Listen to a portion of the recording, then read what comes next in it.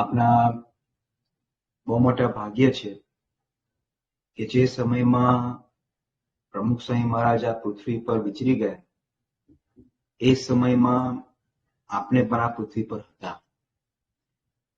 મહંત સ્વામી મહારાજે એક વખત કહેલું કે પ્રમુખ સ્વામી મહારાજે બેઠેલો ભીડો એ ભવિષ્યની પેઢી માટે કલ્પના બની રહેશે. ભવિષ્યમાં લોકો જે વાતો સાંભળીને આશ્ચર્ય પામશે, કલ્પના કરશે કે આ પ્રમુખ સ્વામી મહારાજ કેવા હતા, એમનું આકર્ષણ કેવું હતું, એમનું હેત કેવું હતું, એમનું વિચરણ કેવું હતું, કેવો ભીડો વેઠતા, એના સાક્ષી આપને છીએ. કાર્યાણીના 6ઠ્ઠા વચનમાં મહારાજ કહે છે કે અમે તો અમારો દેહ ભક્તોને અર્થે શ્રી કૃષ્ણ પણ કરી રાખ્યો છે. હવે આ વચનોનો શબ્દશઃ પ્રત્યક્ષ અનુભવ આપણે સૌએ પ્રમુખ સ્વામી મહારાજના જીવનમાં કર્યો છે. તેઓએ પોતાનો બધો સમય, શરીર, અસ્તિત્વ, સંપૂર્ણ જીવન એમને આપની માટે કરી નાખ્યું હતું. કાંઈ જ એમને બાકી રાખ્યું નહોતું. આપણે જોઈએ તો 73ની સાલમાં સપ્ટેમ્બરની 27 તારીખે પ્રમુખ સ્વામી મહારાજ ભોયકામાં હતા અને એમના પિંડી ઉપર એક ગુમડું થયેલું અને એમને આમ સખત દુખતું હતું.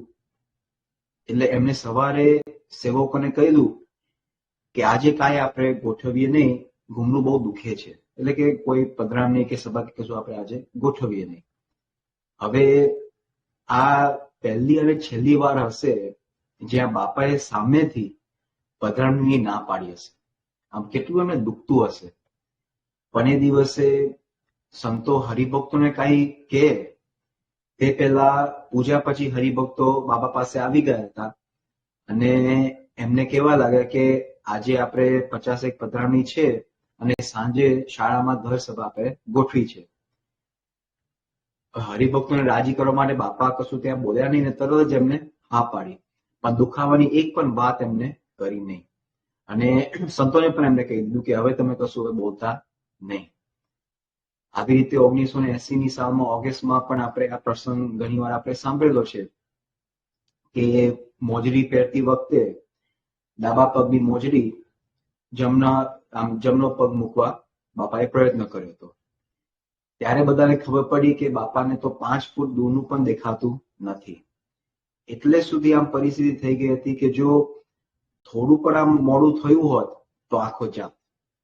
અને જયારે બાપાને પૂછ્યું કે કેમ તમે અત્યાર સુધી કશું કઈ બોલ્યા નહીં, ત્યારે બાપા કહે કે અમેરિકાનો કાર્યક્રમ એ ગોઠવાઈ ગયો હતો અને હરિભક્તોએ રજાઓ લઈ લીધી હતી, મહેનત કરી હતી અને હું કઈ બોલું અને પ્રોગ્રામ આખો ફેરવાઈ જાય તો બધાને કેટલી બધી તકલીફ પડે.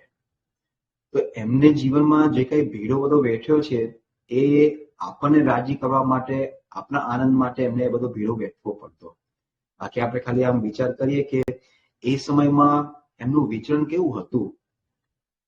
તો થોડા દાખલા આપણે જોઈએ તો 74ની સાલમાં જુલાઈમાં અમેરિકામાં બાપાએ એક દિવસ સાંજે 4:30 થી સવારના 4:30 સુધી આખી રાત એમને પધરામણીઓ કરેલી. 75ની સાલમાં ફેબ્રુઆરીમાં આનંદમાં એક જ દિવસમાં 280 પધરામણી એમને કરેલી. 76ની સાલમાં ઓન એવરેજ દિવસમાં 2 ગામ તેઓ ફરતા, એક દિવસની અંદર 2 ગામ તેઓ ફરતા. 77માં બાપા જયારે ન્યુયોર્ક થી કેલિફોર્નિયા ગાડીમાં આમ વિચર્યા ત્યારે 2 જ મહિનામાં ખાલી અમેરિકામાં 90,000 માઇલનું એમને વિચરણ કરેલું. અને 9,000 માઇલનું વિચરણ એમને કરેલું. અને 78ની સાલમાં એવરેજ દિવસમાં 1 ગામ તેઓ ફરતા. 82ની સાલમાં જાન્યુઆરીમાં 2 જ દિવસમાં 18 ગામોમાં તેઓએ વિચરણ કરેલું. હવે આમ ભીડો વેઠતા વેઠતા આપણે સૌ જાણીએ છીએ કે 83ની સાલમાં ફેબ્રુઆરીમાં બાપાને હાર્ટ એટેક આવ્યો. ત્યારે ડોક્ટરોએ બાપાને 3 મુખ્ય સૂચનાઓ આપેલી કે એક તો સમયસર આરામ કરવો, બીજું સમયસર જમી લેવું અને ત્રીજું કે રોજ 1 કલાક કસરત કરવી. પણ એ જ વર્ષથી અને 15 વર્ષ સુધી ઓન એવરેજ તેઓ દર 1.5-2 વર્ષે દોઢ બે દિવસે તેઓ ગામ બદલતા.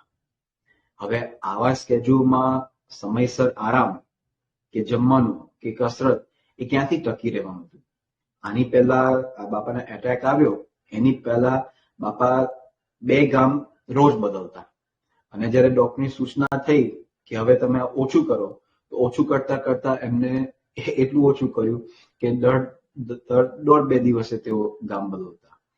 હવે એના પરિણામે આવી રીતે બાપા એટેક પછી 15 વર્ષ સુધી આવી રીતે એમનું સ્કેડ્યુલ ચાલ્યું. તો એના પરિણામે આપણે જાણીએ છીએ કે 98ની સાલમાં જુલાઈમાં બાપાને મેજર બાયપાસ સર્જરી કરાવવાની થઈ, જેના પછી ડોક્ટરના સૂચનો વધ્યા. અને એમના સૂચનો વધ્યા ને એમને એવી વાત કરી કે હવે તમે વિચરણ બંધ કરો, અને જો કરવું જ પડે તો મહિનો એક જગ્યાએ રોકાવો. અને ડોક્ટરે એવી પણ વાત કરી કે વ્યક્તિગત મુલાકાતો પણ બંધ કરો, અને જો બંધ ન થાય તો રોજ 5 જ વ્યક્તિને મળવું.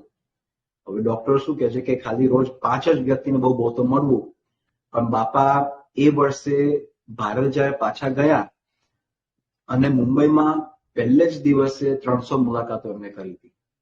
રાજકોટમાં એક જ દિવસમાં 600 મુલાકાત એમને કરી હતી. અને મને યાદ છે કે આના પછી એટલે ફેબ્રુઆરી 2005માં બાપા સુરતમાં હતા ત્યારે એક જ બેઠકે 2028 હરિભક્તોને મળ્યા હતા. હવે એક વખત મહંત સ્વામી મહારાજે વાત કરેલી કે જ્યારે હું સ્વામીશ્રીના દર્શન કરું છું ત્યારે એ જ દેખાઈ આવે છે કે એમને શરીરના ઊંચા બોલાવી નાખ્યા છે, કાંઈ રહ્યું જ નથી. રાત હોય કે દિવસ, ગમે તેવી તબિયત હોય કે ગમે તેવી ઋતુ, આ વિચાર કરતા મહંત સ્વામી મહારાજ કહે છે કે ધ્રુજી જવાય છે, આશ્ચર્યમાંથી ઊંચા જ ન અવાય. 2010માં પ્રમુખ સ્વામી મહારાજ સારંગપુર હતા, એટલે એ વખતે બાપા અમદાવાદથી આવેલા, અને એમની સાથે ડોક્ટર નિકુલ એ સાથે ડોક્ટર તરીકે બાપાની સાથે ફરતા હતા. અને આવી રીતે બાપા શહેરમાંથી ગામડામાં આવ્યા. હવે ડોક્ટર નિકુલને થયું કે જ્યારે બાપા શહેરમાં હતા ત્યારે સ્વાભાવિક છે કે મળનારા વધારે હોય, પત્રો વધારે હોય, પણ હવે બાપા ગામડામાં આવ્યા છે એટલે એ બધું હવે ઘટી ગયું હશે, જેથી કરીને બાપા વધુ સમય એમની એક ECPની ટ્રીટમેન્ટ હતી, એટલે એની માટે ડોક્ટર નિકુલને થયું કે બાપા વધુ સમય આપણે ગામડામાં આવ્યા છે એટલે વધુ સમય આ ટ્રીટમેન્ટમાં આપી શકશે. હવે આ જે ટ્રીટમેન્ટ જે હતી ECP એ બાપાના હૃદય માટે હતી, કે જેથી કરીને જે એન્જાઇનાના એપિસોડ બાપાને જે થતા એની સંખ્યા અને તીવ્રતા એ ઘટે. પણ જ્યારે ડોક્ટર નિકુલે બાપાને વાત કરી કે હવે વધુ સમય છે તો આ ટ્રીટમેન્ટ આપણે અઠવાડિયામાં 1 વાર કરતા હતા એના કરતા હવે 2 વાર કરીએ તો કેવું? પણ તરત જ બાપા કહે કે સમય ક્યાં છે?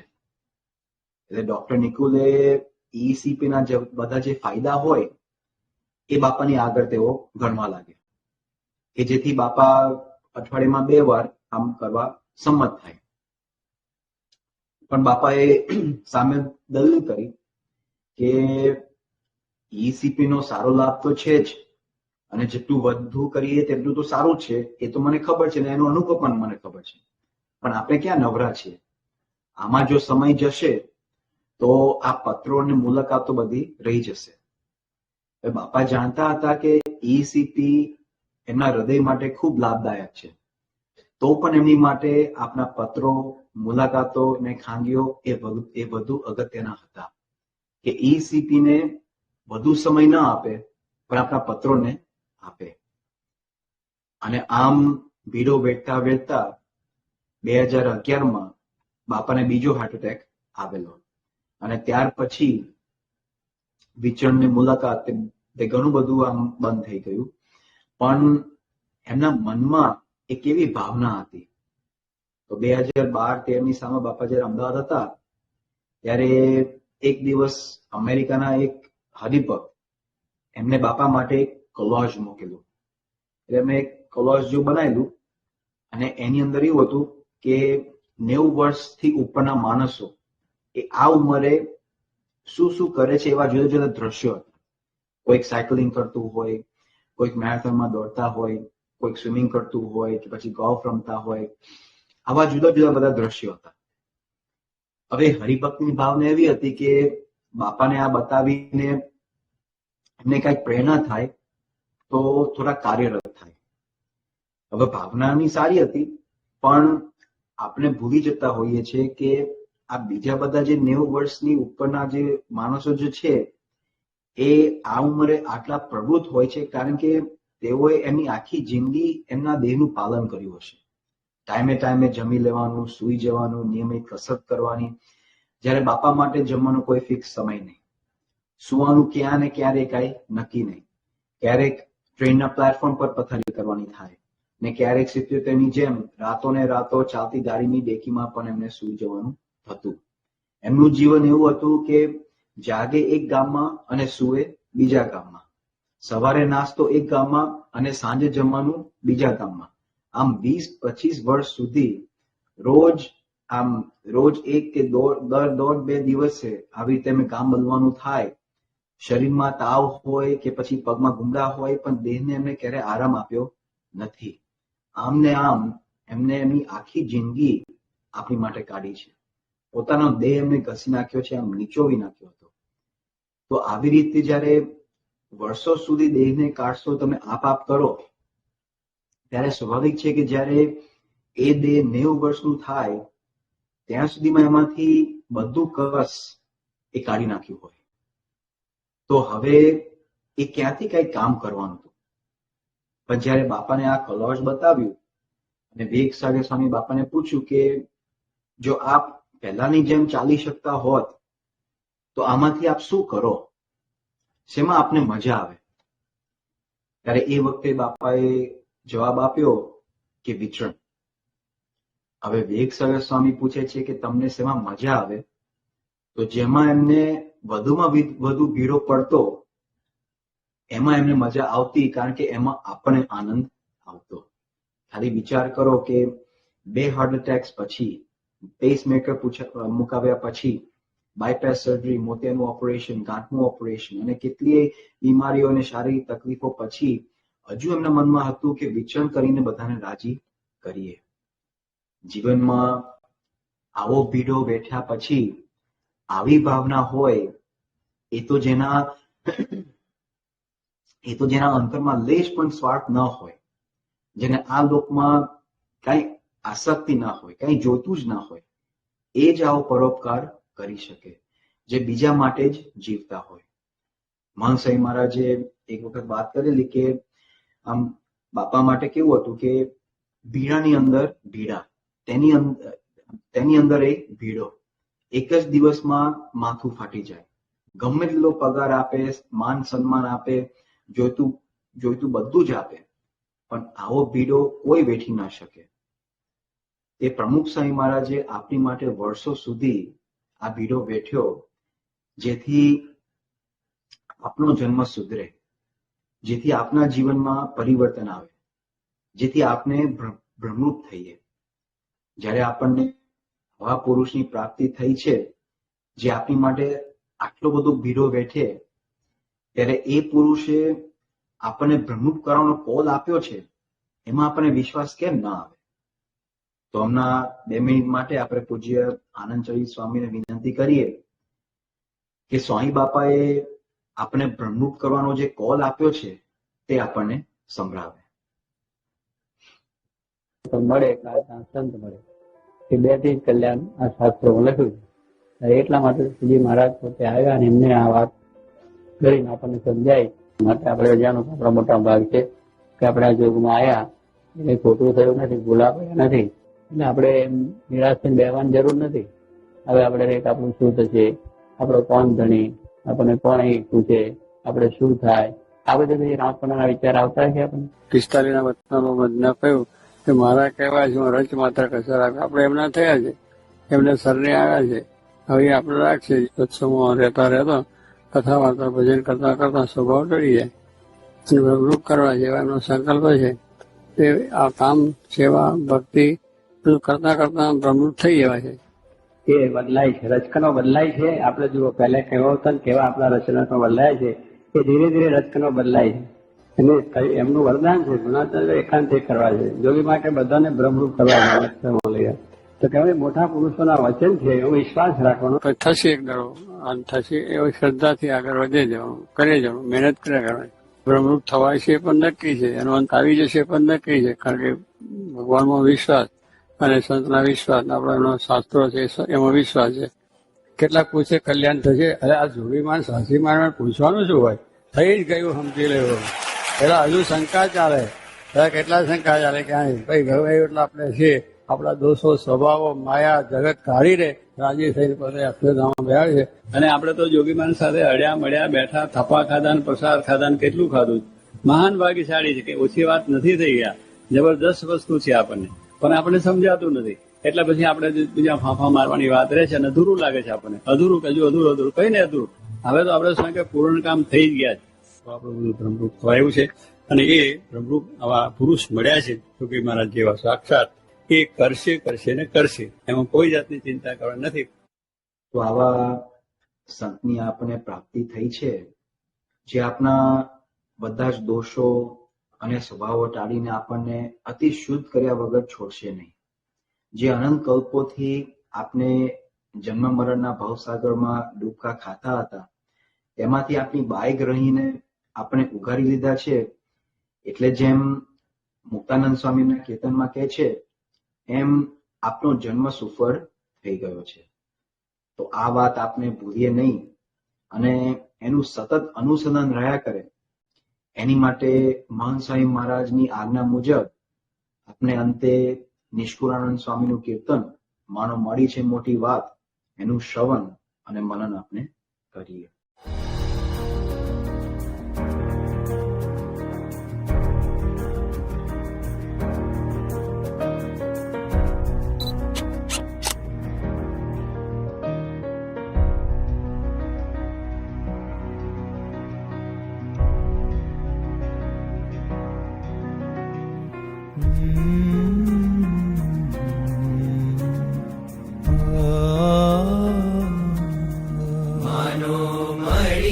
મોટી વાત હાથ આવી તે મહાર જોરે, કરી જતન દિવસ રાત સુતા બેઠા સંભાર જોરે. સાચો મળ્યો છે સત્સંગ અંગે અચળ કરી રાખ જોરે. રખે ચડે બીજાનો રંગ એવો દાપણ દોર નાખ જોરે. We satsang keep firmly at any cost. સત્સંગ જે તમારી ચોઈસ આવે કે whether to do this or સત્સંગના નિયમ લોકપા કે ના લોકપા. તો એટ ક્રિટિકલ મોમેન્ટ આવે કે where you are confused and you don't know, તો તે વખતે સત્સંગ બાજુ ઢળવું, inclination to satsang, incline to satsang. તો દેટ ઇઝ બેસ્ટ વે. કેમ કે બીજું બધું તો આવ્યું છે ગયું છે, it does not matter much, પણ સત્સંગ we should not lose.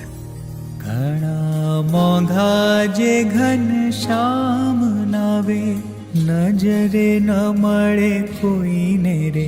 અક્ષરવાસી આઠો જામ જેને રહ્યા છે અખંડ જોઈને રે. અતિ થઈને દિન આધીન નિત્ય નમાવે છે શીશને રે.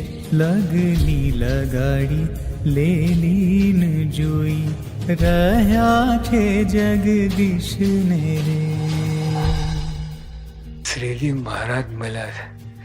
અનંત જન્મથી આપણે ભટકીએ છીએ, અનંત જન્મથી, અને આ જન્મે આપણને ભેટો થયો. અને એટલા ભગવાન, બીજા લોકો તો દર્શન કરવા માટે કેટલા તલપા પણ થાય, આપણે તો ભગવાન મળે. શાસ્ત્રીજી મહારાજમાં યોગીઓ પણ મળ્યા, પ્રમુખ સ્વામી મળ્યા. હવે મૂળ મુદ્દો આ છે કે જ્યારે ભગવાન પ્રગટ હોય ને એ ન ઓળખાય. મનુષ્ય ભાવ આયા જ કરે. થોડી વાતમાં સ્વામી આમ કેમ કર્યો, સ્વામી આમ કેમ કર્યો. શાસ્ત્રીમાં શ્રીજી મહારાજમાં આવતો મનુષ્ય ભાવ. અને મનુષ્ય તો એ મનુષ્ય ચરિત્ર કરે જ, દિવ્ય ચરિત્ર કરે તો ખોટું પડી જાય. એટલે મનુષ્ય તરીકે આવે એટલે મનુષ્ય બધા કરે, તમને ભૂલાડી દે એવા મનુષ્ય કરે. પણ એમાંય જો દીવ ભાવ રહે તો કામ થઈ જાય. મહારાજ સ્વામી મળ્યા છે, ક્યારેય મળ્યા નથી, અને જતન કંઈ ન રાખવું. કિયા જીવ કિયા જગદીશ જાણો, જૂજવી એ જાત છે રે. મર આપીએ સો શીશ તોય વણમાળાની વાત છે રે. કિયા કીડી કરી મેળાપ, ભેડું થાવા ભારે ભેદ છે રે. કિયા પૂર્ણ પુરુષોત્તમ વાપ, કિયા જીવ જેને બહુ કેદ છે રે.